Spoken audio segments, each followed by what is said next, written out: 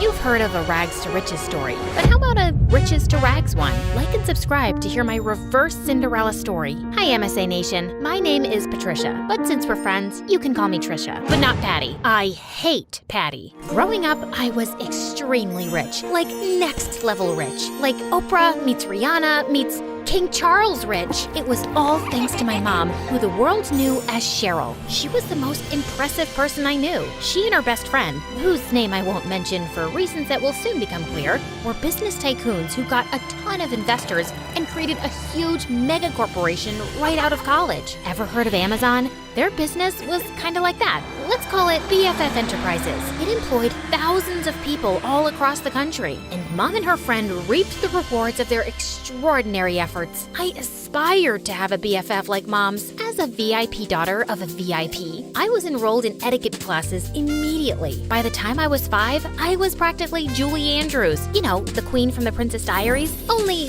smaller. I was treated like a princess, with people attending my every need. When I showed an interest in art, I was gifted all of the finest art supplies, and was even able to practice by creating portraits of some of the coolest celebrities. I can neither confirm nor deny that those were the celebrities who I painted. Yeah, my life was pretty much perfect, until someone ruined everything. One day, there was a huge commotion next door at Mom's best friend's house. All of a sudden, the door swung open, and I was shocked to see Mom's bestie in handcuffs. It turned out, she who must not be named, that's what I called her, had been stealing a ton of money from their company. Because of that, their business went under, and thousands of people lost their jobs. To make matters worse, an angry former employee was convinced that Mom must be to blame too. He put together a whole manifesto and brought Mom to court. Fortunately, Mom was declared innocent. I knew she always would be, of course. She who must not be named was proven guilty and sent to jail. The employee who had lodged a case against Mom ended up behind bars for defamation too. Mom's name was cleared, and she and I lived happily ever after. That's the end of my story. Thanks for tuning in. Just kidding. It got a whole lot worse from there. Even though she was innocent, the public knew Mom as the face of the company, and they were mad. Mom and I weren't exactly well-equipped to fight off an angry mob, so the government intervened for our safety, and we were forced to join the Witness Protection Program and completely change our identities. We were given cover stories and everything.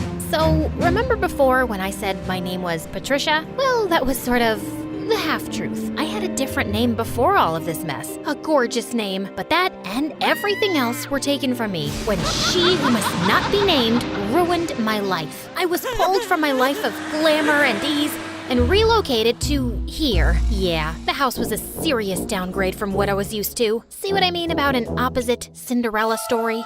I know this is different from what we're used to. At least we still have each other.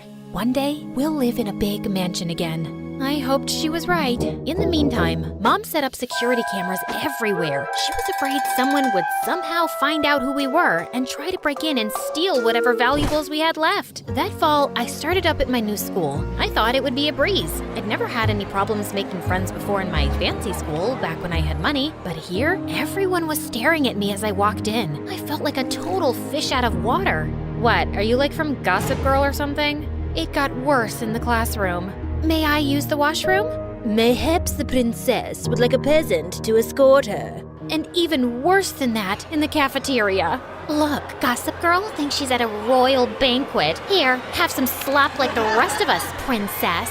I was about ready to blow my cover and demand Mom let us move back to our old life when... Hey, leave her alone. Your mama sure would be mad if I told her that this is how you minded your manners. Wow, thank you for that. Don't mention it. Someone has to show you some proper small-town hospitality. I'm Sally. Patricia. Where are you from, Patricia? I grew up in the big city with a ton of money. My paternal grandparents invented trail mix, but my dad walked out on me and my mom and took all of our riches with him. Oh my goodness. I'm so sorry to hear that. We used to have more money too, but, well, it's complicated. It's hard, what with being one of 6 kids. Hey, if you'll let me, I would love to help you learn the ropes of a small-town life on a budget. Under Sally's wing, I started to really get the hang of my new life. She taught me all the tips and tricks to finding the best deals while thrift shopping. $5, final offer. The art of sandwich making. The more cold cuts, the better. Even how to use a lawnmower. She was a hoot. While all the other neighborhood kids were riding bikes, Sally would show up places driving her dad's lawnmower. And you don't need a license for this? Nope.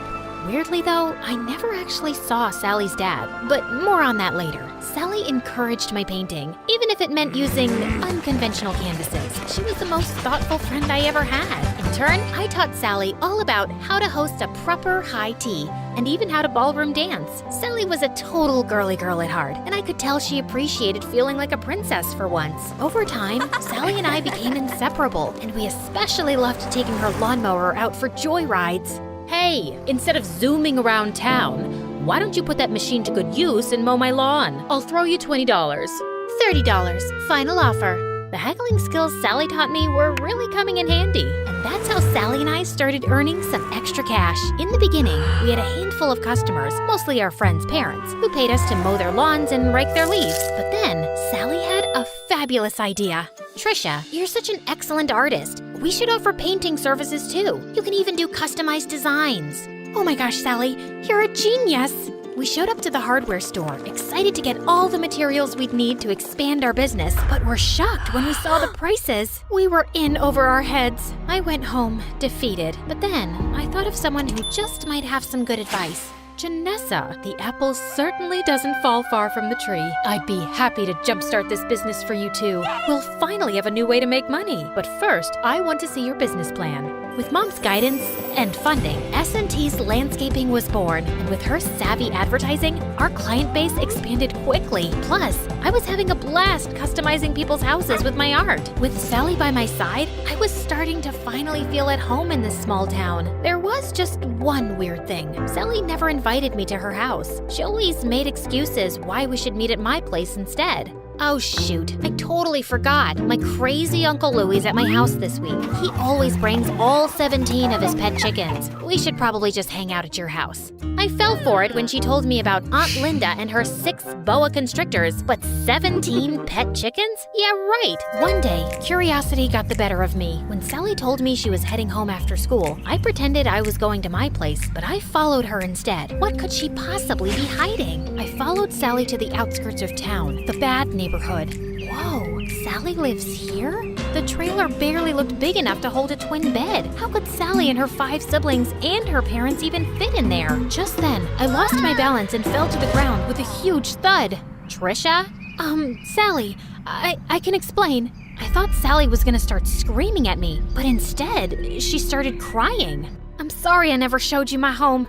It's just, well, I was embarrassed of this ugly trailer. My dad used to have an excellent job, and we had a big house and a big yard, but Dad lost his job a few years ago and ended up in jail. Ugh. If it wasn't for BFF Enterprises, we would never be in this mess. He was just trying to stand up to their evil owners, and instead Cheryl hired her cronies to make it look like Dad was lying and put him away. It felt like my stomach had dropped out of my butt. Sally's dad was the angry former employee who'd made a case against Mom. Thank goodness Sally had no idea who Mom and I actually were, thanks to our aliases and dye jobs. But why was she blaming Mom when it was really her dad who put us in this mess? I knew I shouldn't say anything or risk Sally getting suspicious, so I ran home before I put my foot in my mouth. Trisha, wait! Was it something I said? I avoided Sally the rest of the week, which wasn't easy. I felt so conflicted. Sally was my best friend, but she hated my mom and blamed her for her dad being in jail. So, I decided to get Mom's advice. I need to talk to you. Sally's dad is your angry former employee who ended up in jail. Oh, come on now, Trisha. What a strange joke. Why was Mom calling me Trisha? At home, she always called me by my real name.